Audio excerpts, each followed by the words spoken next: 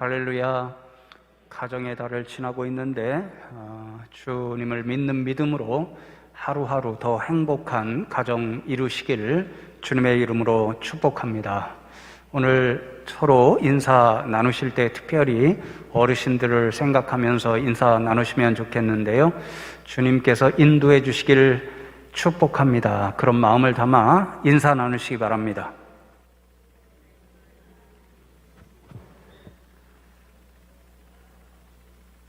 오늘은 어버이 주일입니다.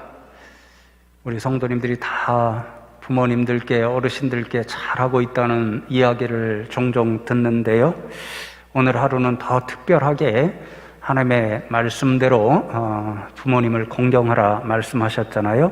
그 말씀 순종하여서 우리 부모님들을 더 기억하고 또 그 은혜를 감사하면서 효도하실 수 있는 하루 되면 좋겠습니다. 오늘은 우리가 잘 아는 룻기의 말씀을 가지고 성경에서 가르치는 효도의 의미를 하나 함께 나누려고 하는데요, 결론부터 말씀드리면 성경에서 가르치는 효도는 부모님이 믿는 하나님을 우리도 잘 믿는 일이다. 그래서 부모님과 신앙의 일치를 이루는 일이다. 그것을 함께 나누려고 합니다. 오늘 함께 읽은 본문 말씀 1장 16절 종반절에 보시면 룻이 시어머니 나오미에게 어머니의 하나님이 나의 하나님이 되실 것입니다, 이렇게 말하고 있는데요, 이 말씀의 의미가 이제부터 저도 어머님이 믿는 하나님을 잘 믿겠습니다. 그래서 어머님과 신앙의 일치를 이루며 살아가겠습니다, 이런 고백의 말입니다. 이 고백에 담긴 두 가지 신앙의 의미, 그 내용을 함께 나누고 그 의미를 저와 여러분이 잘 기억하여서 이 신앙의 모습대로 부모님과 우리 교회 어르신들을 잘 존경하고 섬길 수 있는 저와 여러분 되면 좋겠습니다. 첫 번째로 어머니의 하나님이 나의 하나님이 되실 것입니다 라고 하는 이 말이 담고 있는 신앙은 히브리어 그대로 사용하면 슈브의 신앙을 담고 있습니다. 여러분 슈브 잘 아시지요? 이 룻기 1장 말씀을 보면 가장 많이 사용되고 있는 한 단어가 히브리어로 슈브입니다. 12번이나 사용이 되고 있는데요, 히브리어 슈브는 여러분들이 일상적으로 아는 것이 회개한다 이런 뜻인데 근본적인 의미는 회복한다 이런 의미를 가지고 있습니다. 특별히 1차적으로는 물리적으로요, 어떤 분이 A라는 지역에서 살다가 B라는 지역으로 옮겨서 삽니다. 그러다가 다시 A라는 지역, 본래 살던 그 지역이 그리워서 돌아와서 살던 장소를 회복한다, 이런 의미를 가집니다. 여러분 TV를 보면 요즘에 우리나라에서도 많은 어르신들이 어린 시절에 살던 고향을 찾아 말년에 내려가셔서 사시는 모습을 보게 되잖아요.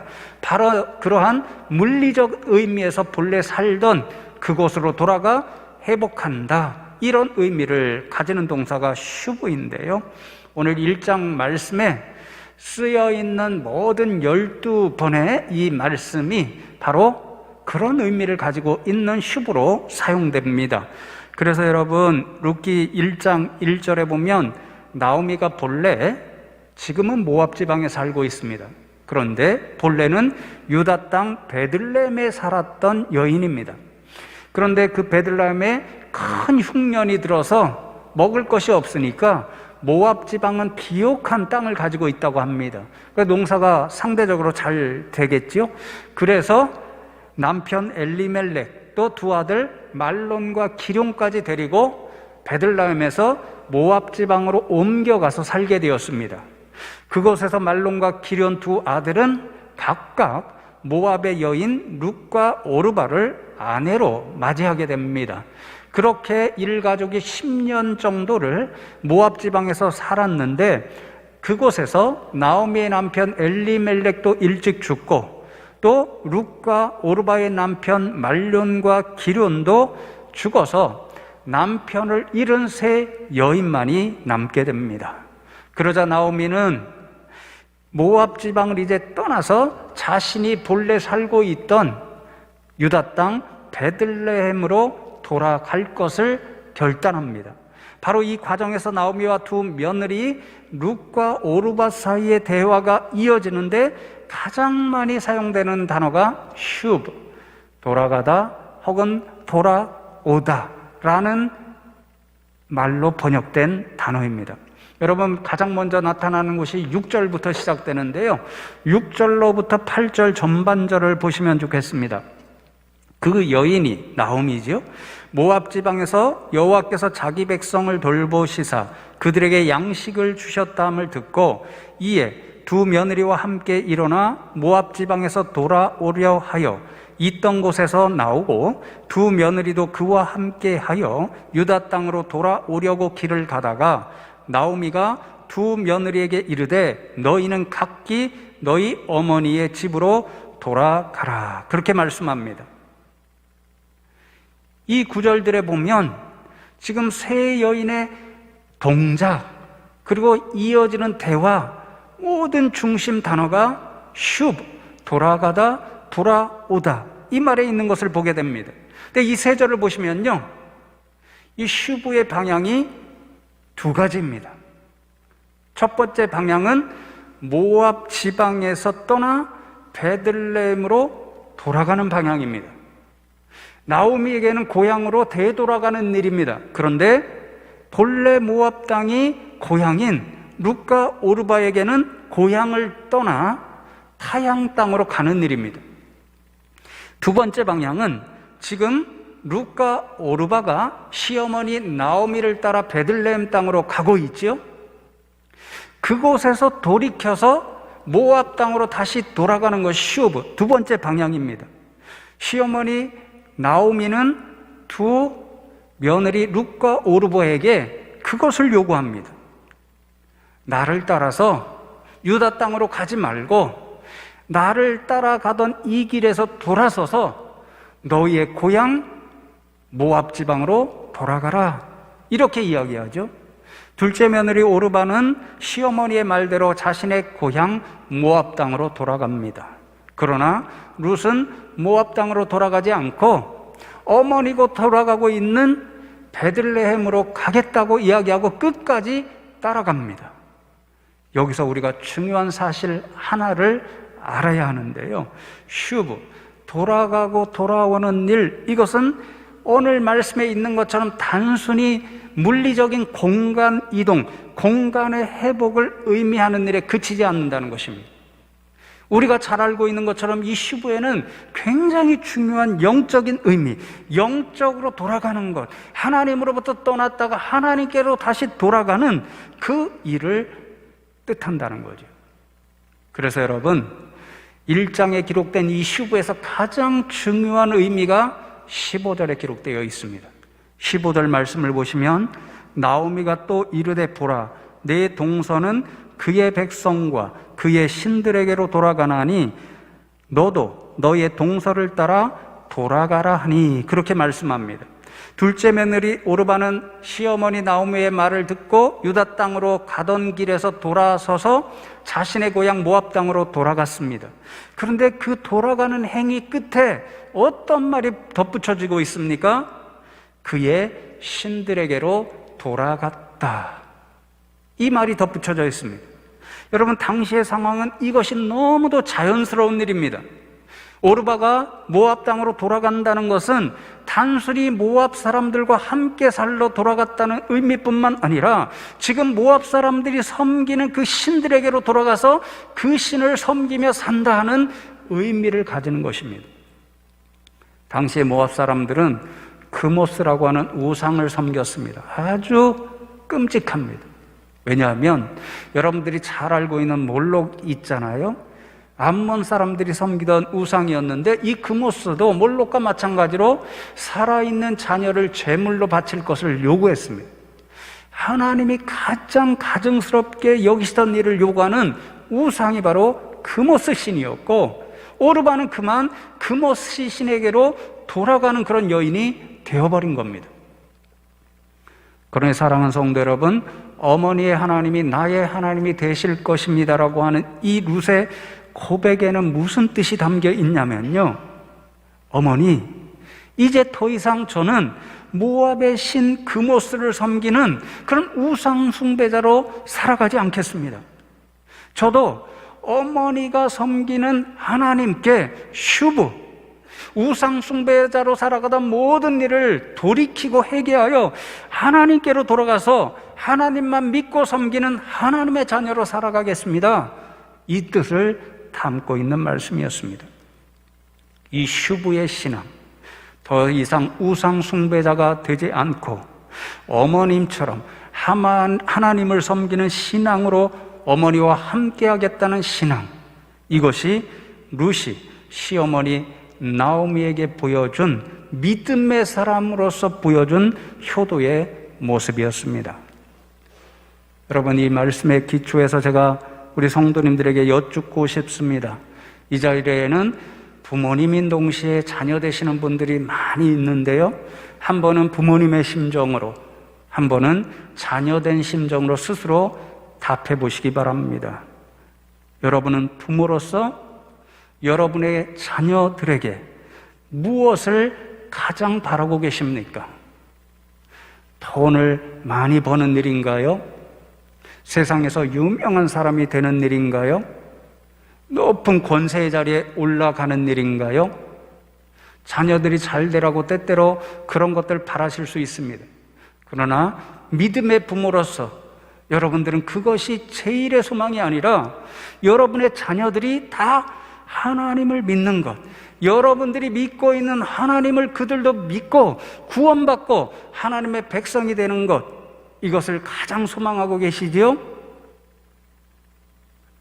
아무도 아멘이 없네요. 아멘이지요? 네.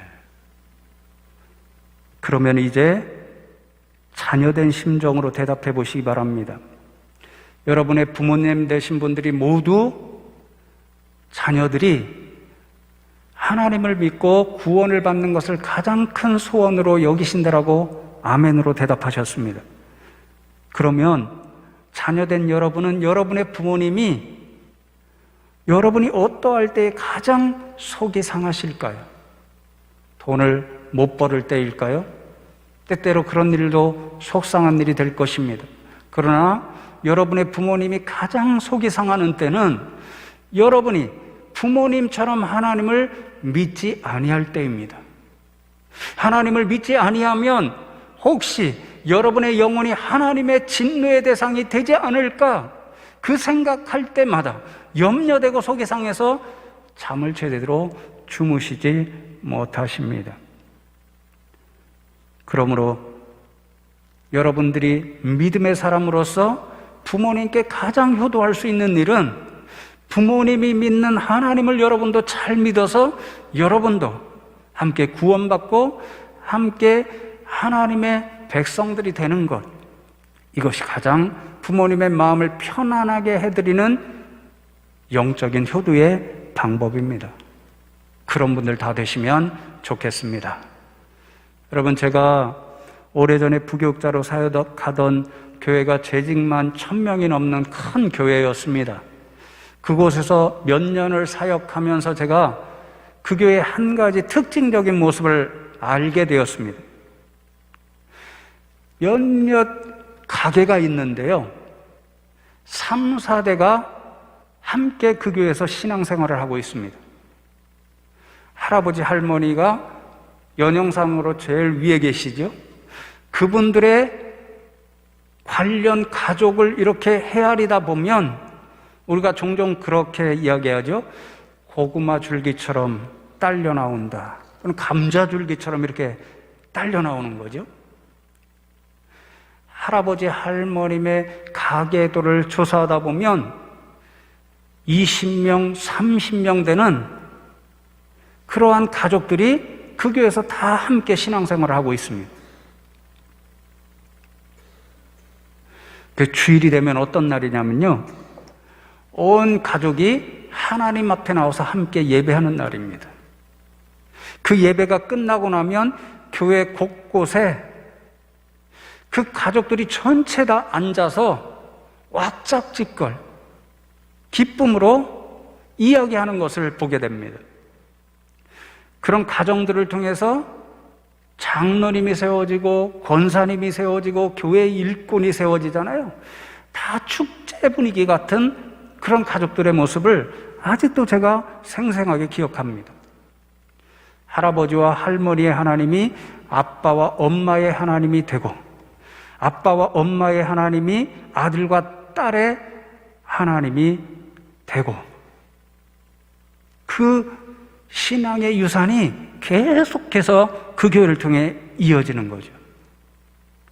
사랑하는 성도 여러분, 오늘 말씀을 준비하면서 그런 기도를 하며 이 말씀을 적었습니다. 우리 숭실교회가 그런 영적 축복이 이어지는 교회 되면 좋겠습니다. 여러분이 믿는 하나님이 자녀들이 믿는 하나님이 되고, 자녀들이 믿는 하나님이 손주들이 믿는 하나님이 되고, 그러한 영적 세습이 하나님 나라 오기까지 이어지는 성도 여러분 가정 되시기를 주님의 이름으로 축복합니다. 두 번째로, 어머니의 하나님이 나의 하나님이 되실 것입니다라고 하는 이 말이 담고 있는 신앙은 역시 히브리어 그대로 사용하면 헤세드의 신앙입니다. 여러분, 헤세드는 우리가 잘 아는 히브리어 단어이죠. 1차적으로는 하나님의 신실하신 사랑을 이야기합니다. 그 사랑을 받으면 은혜가 되기 때문에 2차적으로는 또 은혜라고 번역이 많이 되어 있습니다. 제가 어린이날에 좀 쉬면서 이 룻기를 하루에 좀 공부를 했는데요. 여러 공부 자료를 읽으면서 여러 학자들이 룻기에 대해서 뭐라고 적고 있냐면요. 룻기는 자세히 읽어보면 이 헤세드라는 단어가 쓰여져 있는 것이 몇 군데인지 여러분들이 우리나라 말로는 어렵습니다. 근데 히브리어로 보면 3번밖에 사용되지 않았습니다. 근데 여러 학자들이 이 룻기를요, 일종의 소설과 같다, 감동이 넘치는 드라마, 여러분 드라마 좋아하시죠? 드라마보다도 더 감동이 넘치는 그런 말씀이다라고 이야기합니다. 근데 그 드라마의 핵심이 무엇이냐면요, 헤세드입니다. 하나님의 헤세드와 인간의 헤세드가 이루어가는 성경에서 가장 아름다운 드라마, 이것이 바로 룻기의 말씀이라는 거죠. 그래서 기독교 역사를 보면 많은 신앙의 선배들이 이 룻기를 매우 좋아했습니다. 제가 3번 헤세드가 적혀 있다라고 말씀드렸잖아요. 첫 번째는 하나님에 대하여, 두 번째는 이제 룻의 남편이 될 보아스에 대하여, 세 번째는 이제 룻에 대하여 적혀 있습니다. 다음 주부터 찬양대 저기 앉지 마시고 여기 앉으시면 좋겠어요. 여기 서로 눈을 보기가 어려워요. 여기 앉으시면 좋겠습니다. 그런데 그 사랑, 헤세드에 작동하는 내용, 의미가 동일합니다. 하나님의 헤세드나 사람의 헤세드나 똑같습니다. 6절 전반절을 다시 한번 보시면 좋겠는데요. 그 여인이 모압 지방에서 여호와께서 자기 백성을 돌보시사 그들에게 양식을 주셨다함을 듣고 라고 말씀합니다. 돌보신다는 말이 바로 하나님의 헤세드를 표현하는 한 단어입니다. 애굽에서 이스라엘 백성들이 종살이면서 고통 가운데 부르짖었지요.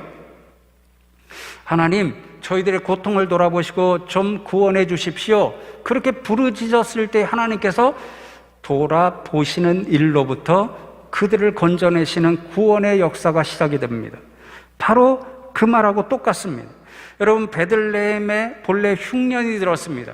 그래서 너무도 고통스러워서 나오미 가족이 다 그 흉년의 고통을 이기고자 모압 땅으로 피신한 것입니다. 그런데 이제 하나님께서 베들레헴 땅에 살고 있는 자신의 백성을 돌보시사 양식을 주셔서 그 고통으로부터 건져주셨습니다.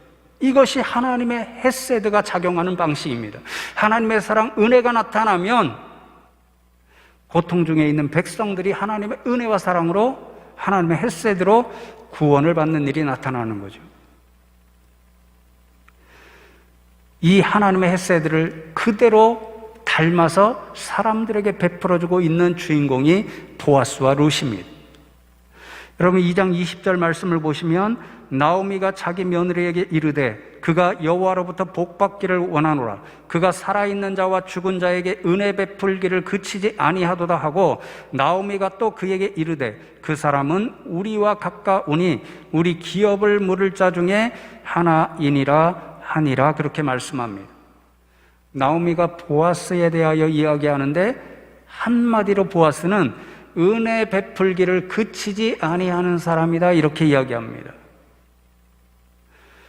죽은 자는 나오미의 남편과 자녀를 가리킵니다. 자신들의 남편과 두 아들이 베들레헴에 살고 있을 때에도 보아스로부터 많은 은혜를 받았다는 것입니다. 이 은혜가 헤세드입니다. 그런데 지금 그 헤세드의 사람 보아스가 살아있는 룻과 나오미에게도 계속해서 헤세드, 은혜와 사랑을 베풀고 있습니다. 당시에 남편이 없다는 것은 우리가 잘 압니다. 경제적으로 책임질 사람도 없고 또 안전하게 보호해 줄 그런 보호자가 없다는 것을 의미합니다. 그래서 남편이 없다는 것은 경제적으로 가장 힘들고 너무도 연약한 사람들을 지칭합니다.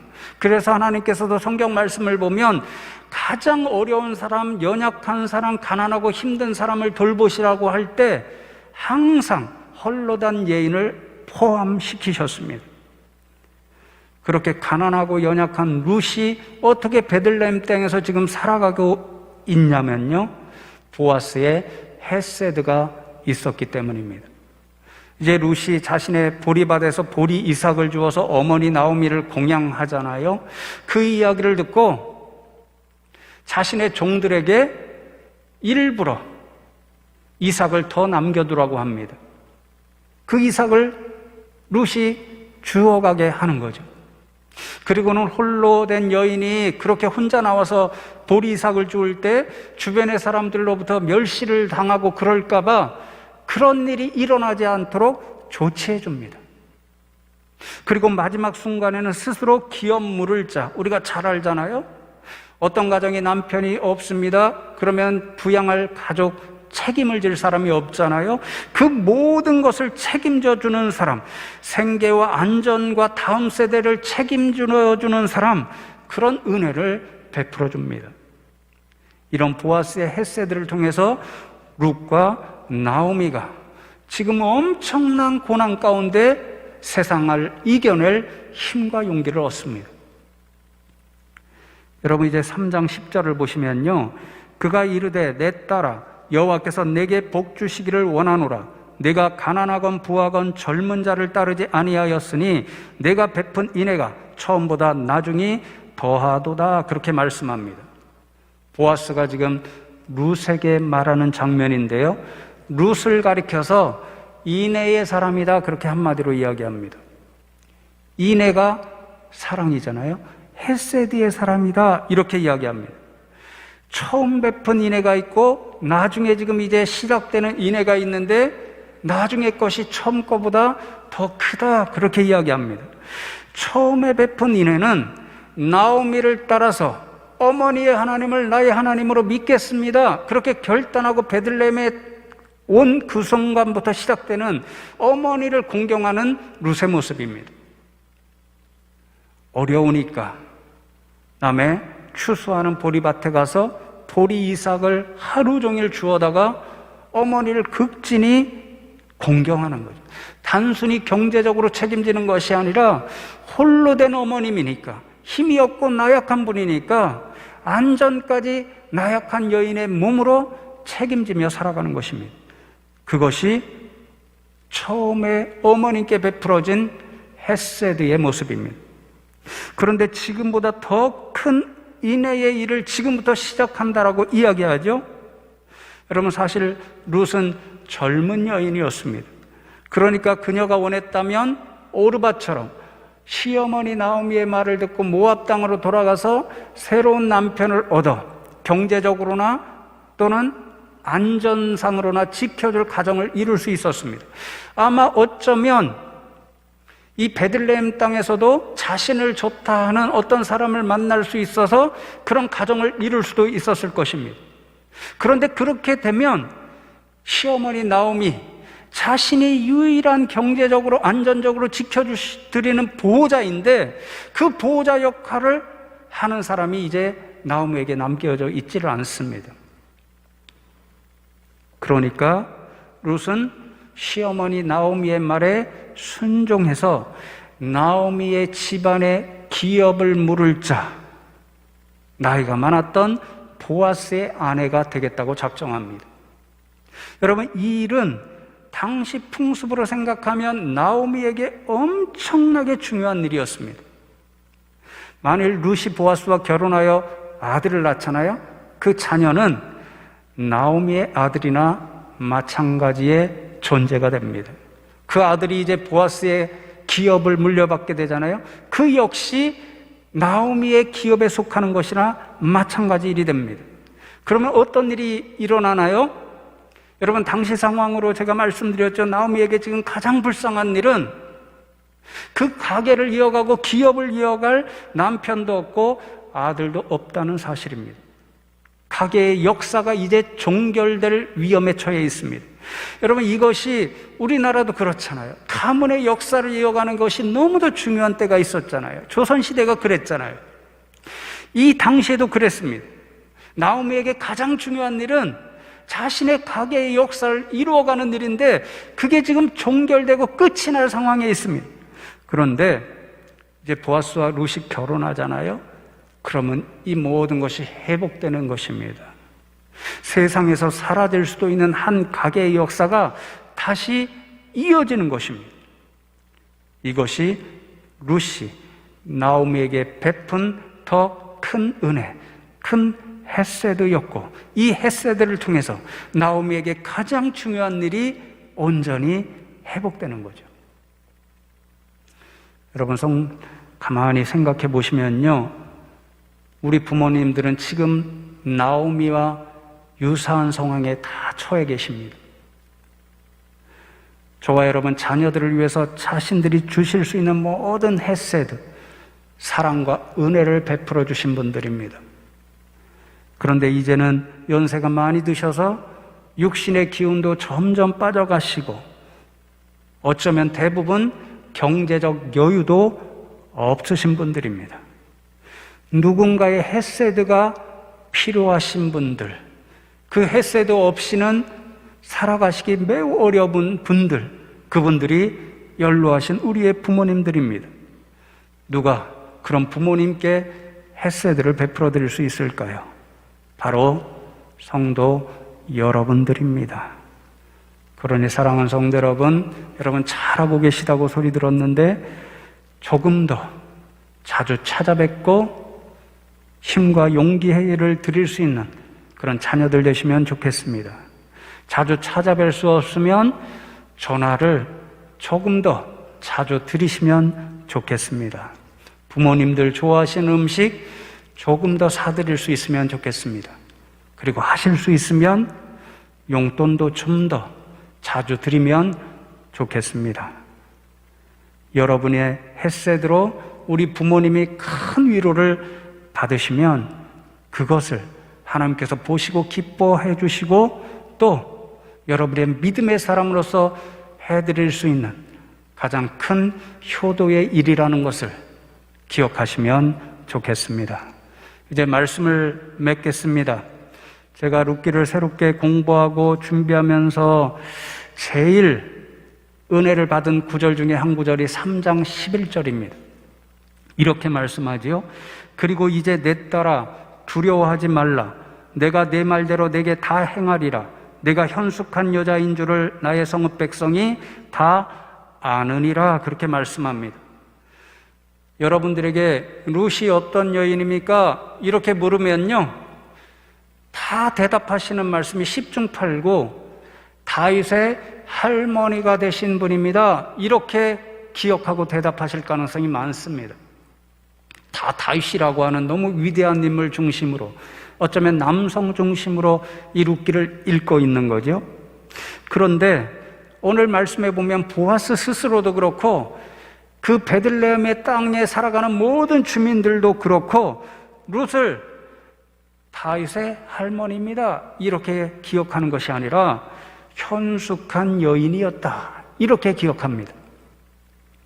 사실 현숙하다는 말이 하일이라는 히브리어인데요, 현숙하다는 말 자체가 남성 중심으로 번역한 말이라고 생각이 되어서 잘못 번역한 말이다 이렇게 생각이 합니다.